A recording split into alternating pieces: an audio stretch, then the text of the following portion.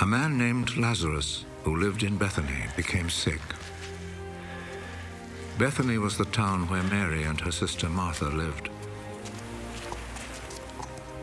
This Mary was the one who poured the perfume on the Lord's feet and wiped them with her hair.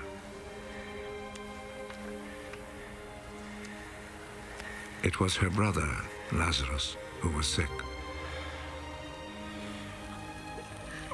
The sisters sent Jesus the message, "Lord, your dear friend is sick."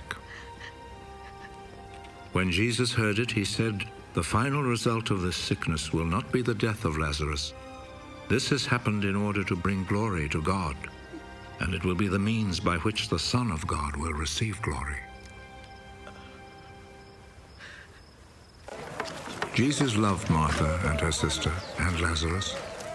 Yet when he received the news that Lazarus was sick, he stayed where he was for 2 more days. Then he said to his disciples, "Let us go back to Judea."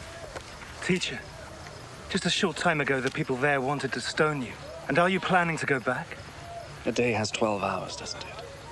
So those who walk in broad daylight do not stumble, for they see the light of this world.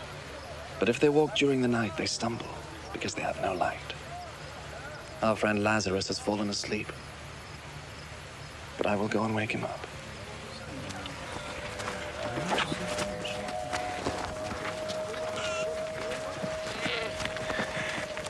If he is asleep, Lord, he will get well.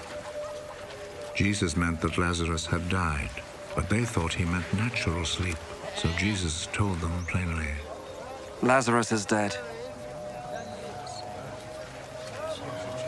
But for your sake, I am glad that I was not with him, so that you will believe. Let us go to him. Thomas, called the twin, said to his fellow disciples, Let us all go along with the teacher, so that we may die with him.